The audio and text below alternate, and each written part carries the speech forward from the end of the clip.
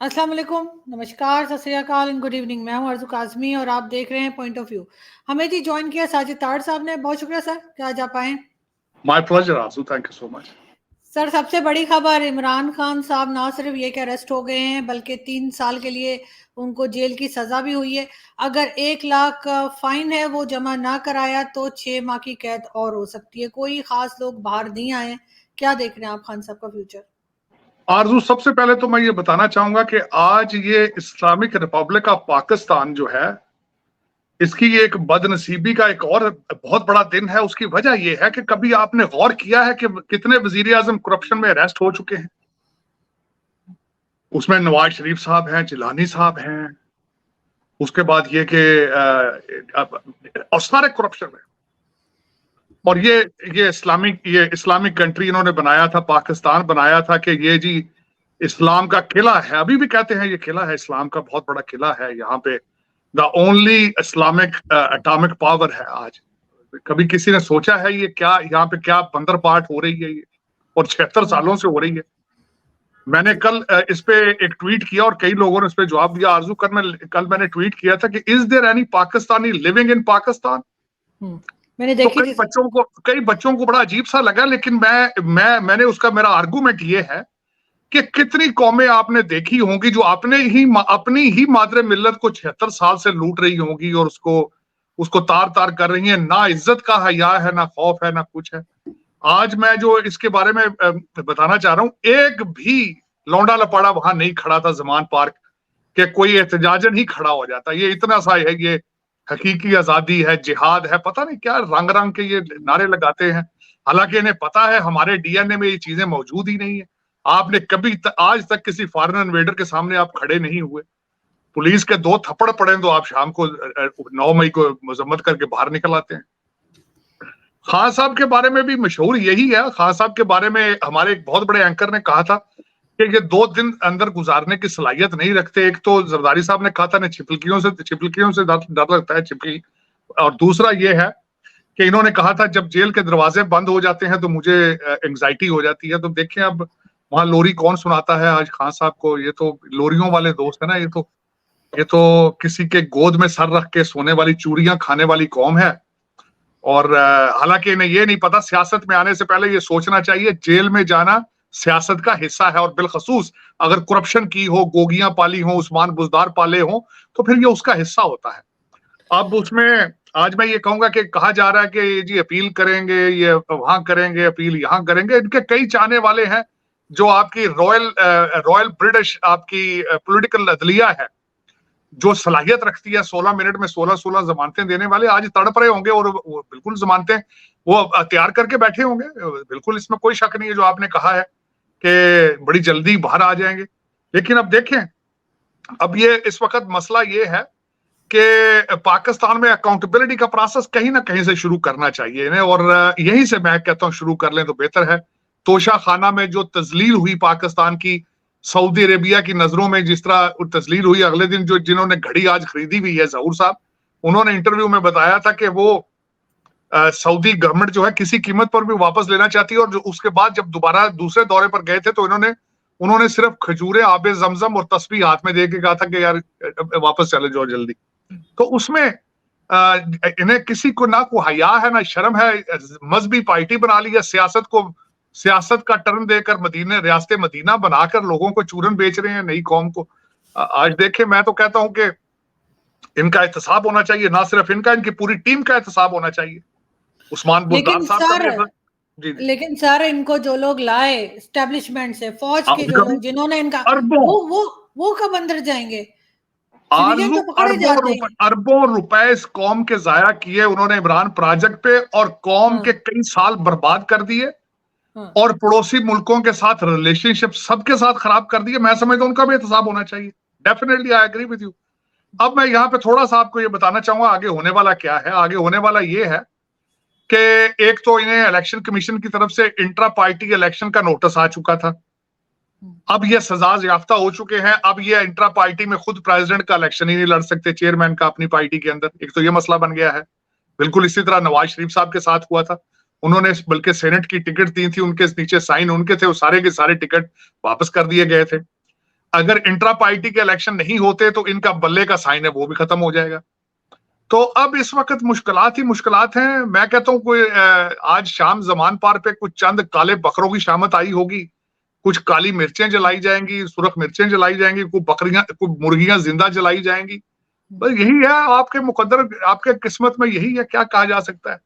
लेकिन ये कि दुख के साथ एक ऐसा मुल्क जिसकी बुनियाद ये कहते हैं इस्लाम के नाम पे रखी है, और उसका एक और वजीर आजम करप्शन में जेल चला गया, और जो कहता है कि मैं सादिक और अमीन।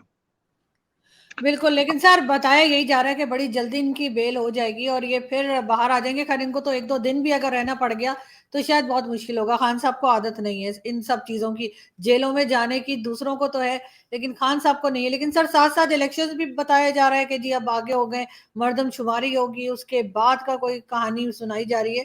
तो क्या लग रहा है फिर दोबारा फौज क्या ये इंतज़ार कर रही है कि अच्छे से इमरान खान को साइड पे कर दें? डर किस बात का है सर? इमरान खान की इतनी बैड परफॉर्मेंस थी, फिर इतना क्यों डर रहे हैं इमरान खान से लोग? देखिए, इमरान खान साहब के बारे में तो बाजवा साहब खुद कंसर्न थे। वो कहते थे कि अगर कुछ अरसा ये खुद रहा, उन्हें पता तो चल गया था सारा।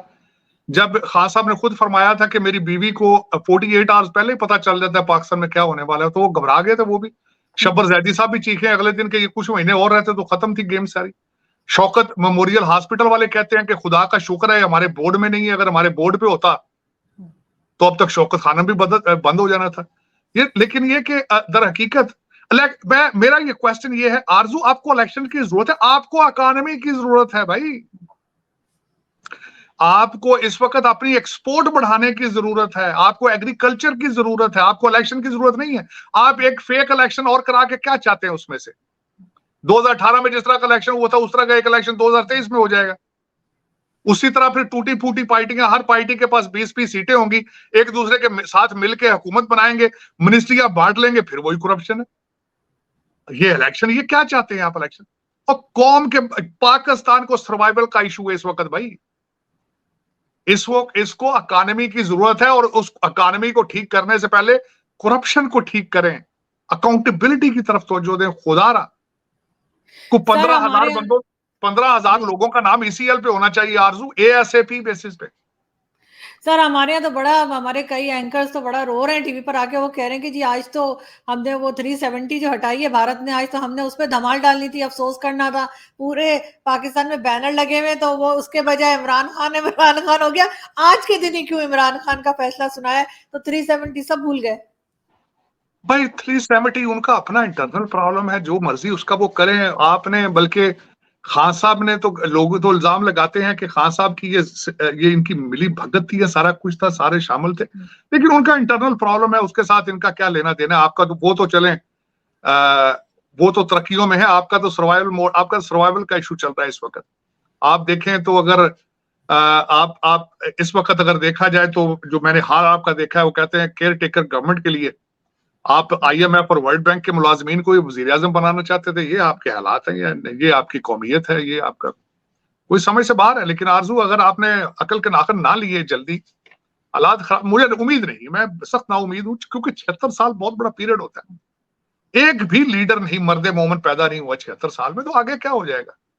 और 4 टुकड़ों में आप तकसीम हो चुके हैं पहले ही। 4 मुख्तलिफ पार्टियां हैं, 4 मुख्तलिफ किस्म के लुटेरे हैं, फराडी हैं, वो लूट रहे हैं, जहाज उड़ रहे हैं डॉलरों की बोरियां भर भर के। गरीब गरीब तरीन हो रहा है, अमीर अमीर तरीन हुआ जा रहा है। बस यही हालात है आपके, और इसको रोकने वाला अभी तक मुझे तो कोई नजर नहीं आ रहा। लेकिन सर अभी जो केयर टेकर गवर्नमेंट आएगी उसके लिए भी तो कहा जा रहा है कि वो एक लंबे अरसे रहेगी और फॉरेन इलेक्शंस नहीं है। तो क्या आईएमएफ और दूसरी डील्स जो चल रही हैं, चाहे कोई भी हो, क्या वो केयर टेकर गवर्नमेंट संभाल पाएगी? जैसे आप खुद कह रहे हैं कि आईएमएफ के मुलाजमीन और यही सब आ रहे हैं। देखें, इस वक्त हफीज शेख साहब का नाम पीपल्स पार्टी ने सुना है, आगे लेके आ रहे हैं वो, लेकिन ये बदनसीबी है। ना आईएमएफ का पैकेज आपके लिए कामयाबी की अलामत है, ना हफीज शेख आपकी कामयाबी का अलामत है, ना नवाज शरीफ बचा सकता है आपको। किसी के मुंह से अभी तक मैंने पाकिस्तान के रोड मैप नहीं, इकानमी का रोड मैप नहीं सुना।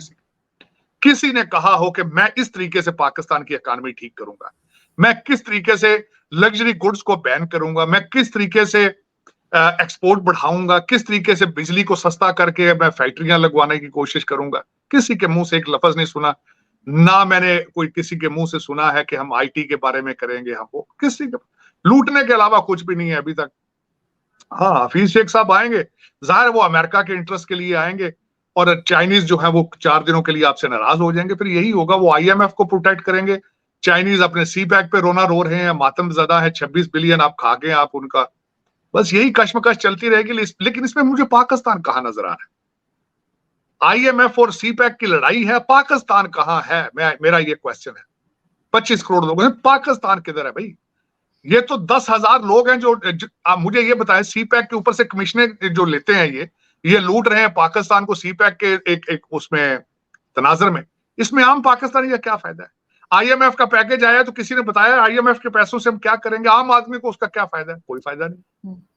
ये वो जो 5-10,000 लोग हैं जो बड़े शहरों में बैठे हैं, लूट रहे हैं मजे के साथ, बच्चे सबके लंदन और टोरंटो। सर हमें तो रशियन ऑयल भी गले पड़ गया जिस तरीके से फ्यूल प्राइस हुई, और सुना है कि अगस्त के मंथ में एक बार फिर पैसे बढ़ाए जाएंगे फ्यूल के। तो वो रशियन ऑयल फिर किस काम का है जो मुसद्दिक मलिक साहब बार बार बताते हैं? वो भी एक ड्रामा है, टोपी ड्रामा। इधर से एक टोपी उतार के दूसरे के रख दी, एक बंदर पाठ बनाया कि मेरे में नेशनलिटी, किसी को पता ही नहीं है कि मुल्क में हो क्या रहा है।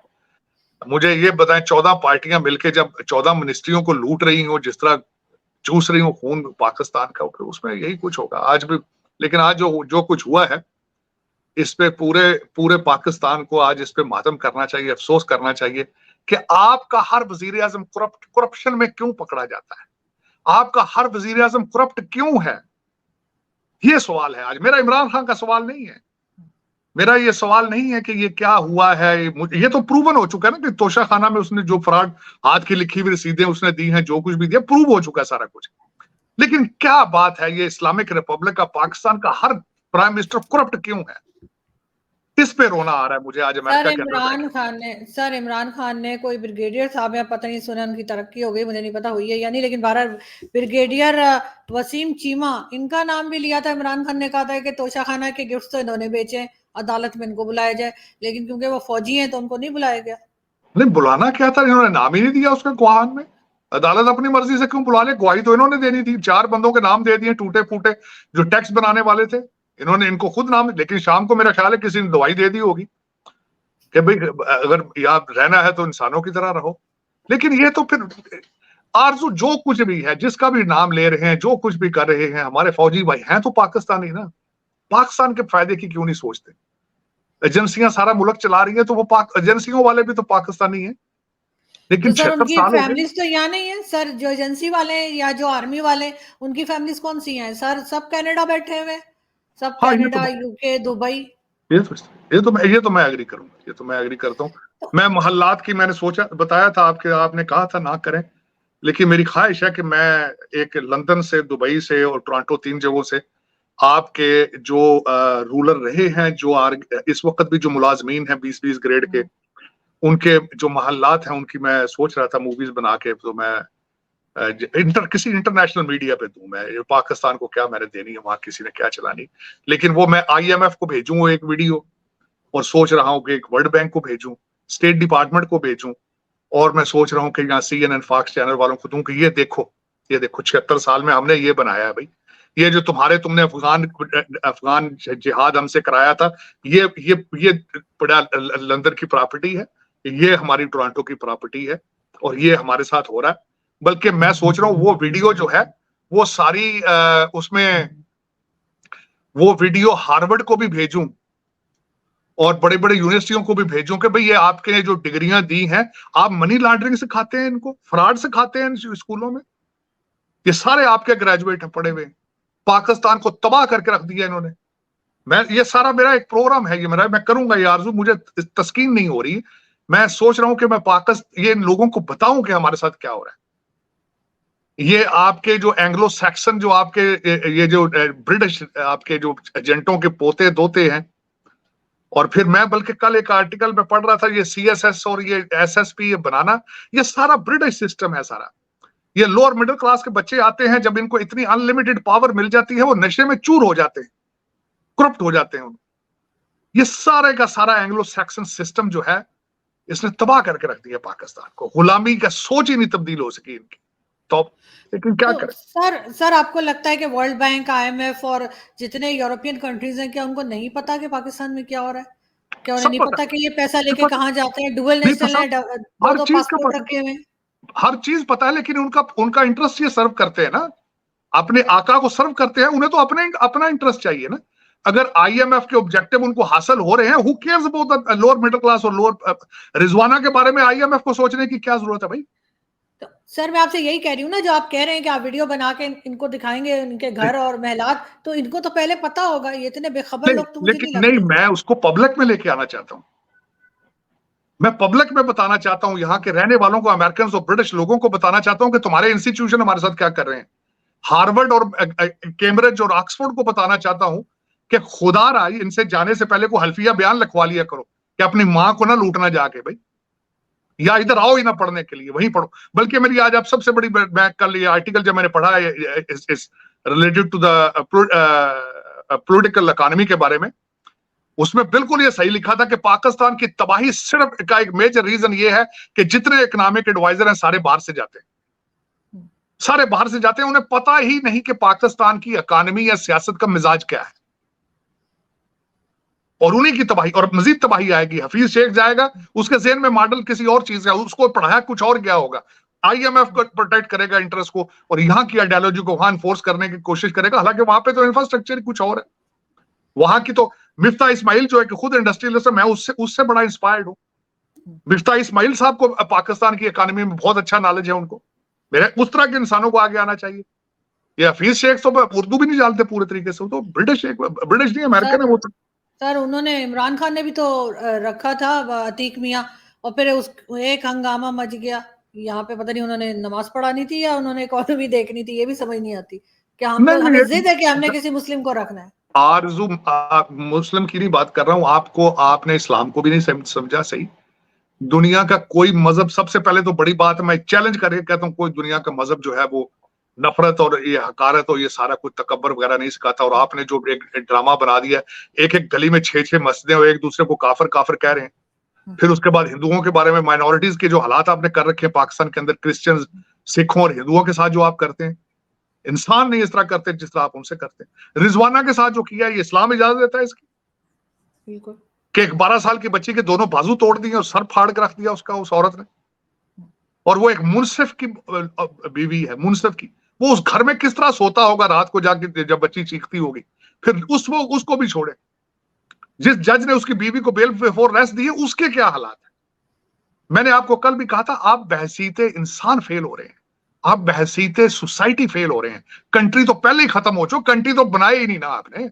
आपने धोखा दिया, पाकिस्तान का नाम दे के वहां से मुहाजिरीन को बुलाया और उनको जलीलो ख्वार किया। आज भी उनसे मुहाजिरीन मुहाजिरीन उनको कहते हैं आप आज भी कई सूबों के अंदर आप उनसे शेक हैंड करना लेना पसंद करते हैं। रिश्ते लेने देने तो अलग की बात है, वो उनसे साथ बैठते नहीं है। ये कहते परे हट, ये महाजर है। 76 मैं साल हूं ना एग्जाम्पल। हाँ, मुझे आरजू, मैं जब ये बात करता हूँ मैं शर्म आती है मुझे आपको, आपसे बात करते हुए कि पता नहीं आपके एंसेस्टर्स को क्या एक चमक दिखा के फिर उनके साथ धोखा किया गया। मुझे दुख है इस बात का, गलत किया। बिल्कुल ऐसे ही सर। उस वक्त की जो होगी, जो सूरत हाल होगी, जो कंडीशन होगी, वो देख के जाहिर है लोग, कोई भी बेवकूफ बन गया होगा और आ गए यहाँ पे। वरना जो लोग जहाँ थे, मुझे तो टू नेशन थ्योरी पे भी कोई भरोसा नहीं रहा है। ये कौन सी मैं तो ये, थ्योरी है भाई? पाकिस्तान की आबादी से ज्यादा मुसलमान तो वहां बैठे हैं भारत के अंदर, तो थ्योरी कौन सी है? हाँ, या थ्योरी गलत थी, आपकी डिवीजन गलत थी, डिवाइड करने वाले ने गलत किया। बिल्कुल। और बल्कि मैं आपको बताया था कि उनके पास कोई एक्सपर्टीज नहीं, 10 दिन के अंदर अंदर डिवाइड करके अगले अपने घर चले गए थे। एक पूरा यहाँ के ड्रामा करके पूरे सब कॉन्टिनेंट का, या तो डिवीजन पूरी करते सही तरीके से। अब वो जो उधर मुसलमान बैठे हैं उनके हालात देख लें आप। या तो वो गलत था या टू नेशन थ्योरी गलत थी, फिर कुछ ना कुछ तो गलत था। और ये पाकिस्तान चल क्यों नहीं रहा भाई? जो भी आपसे जान छुड़ाता है वो तरक्की कर जाता है। बांग्लादेश ने जान छुड़ाई है, वो तरक्की कर गया। अब अफगानिस्तान ने आपसे जान छुड़ा के कतर के साथ लगे, वो भी तरक्की कर रहे हैं। कैसी बदनसीब कौम है यार, ये कैसा बदनसीब मुल्क है ये। मैं कल किसी को कह रहा था, मैंने कहा हर 10,000 रूलिंग एलीट के घर में 5-5 रिजवाना है जिसको रोजाना ये मारते हैं। उनकी चीखों से, बददुआओं से ही तरक्की नहीं हो रही मुल्क की, बदनसीबी। सर फिर यही है कि हम ही कोई पिनौती होंगे, या हमें हमारे अंदर ही कोई गड़बड़ होगी। तो अच्छा हुआ हम इस साइड पर आ गए, वरना शायद इंडिया भी तरक्की ना कर रहा होता जो आज उनकी यहाँ प्रोग्रेस हो रही है। आप बल्कि उनके साथ होते तो आपने खींच के उनको भी नीचे ले आना था। आप वो तो ठीक है, वो एक साइड पे हट गए तो तरक्की कर गए, वरना आपने तो वहां पे भी ड्रामे पे ड्रामा होना था वहां। बिल्कुल ऐसे ही था सर। लेकिन सर देखते हैं इमरान खान की स्टोरी आगे किस तरह से बढ़ती है और खान साहब को बेल मिलती है या नहीं। उस पर हम आपसे यकीनन कांटेक्ट में रहेंगे और आपसे बात करते रहेंगे। बहुत शुक्रिया सर कि आपने आज ज्वाइन किया। Thank you so much.